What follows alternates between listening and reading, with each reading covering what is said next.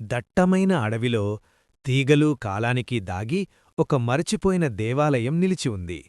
అది నిజంగా ఉందని ఎవ్వరూ నమ్మలేదు, ఆరవ్ మరియు మీరా తప్ప.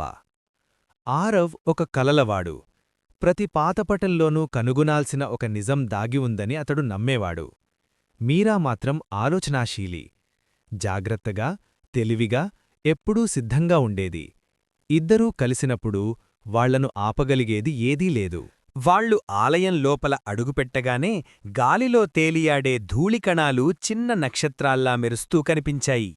మీరా తన టార్చ్ను ఆన్ చేయగానే దాని కాంతి రహస్యమైన చిహ్నాలతో చెక్కబడ్డ పురాతన గోడలపై నర్తించసాగింది. నీకు కూడా అలా అనిపిస్తోందా అని ఆరవ్ నెమ్మదిగా అడిగాడు. అతని కళ్లలో ఆశ్చర్యం మెరిసింది. మీరా సమాధానం చెప్పేలోపే రాళ్లగుట్ట మధ్యలో ఏదో మెరిసిపోతూ ఆరవ్ కంటపడింది. అతడు ముందుకు చెయ్యిచాచి ఒక చిన్న బంగారు స్ఫటికాన్ని తీసుకున్నాడు. అది గుండెచప్పుడులా వెచ్చగా స్పందిస్తోంది. ఆ క్షణంలోనే గది ప్రాణం పొందింది. గోడలపై చెక్కిన ఆకృతులు వెలిగిపోవడం మొదలయింది. వాళ్ల వెనుక ఉన్న విగ్రహం మృదువైన కాంతితో మెరిసింది. మీరా భయంతో కాదు, ఆశ్చర్యంతో ఊపిరాపుకుంది.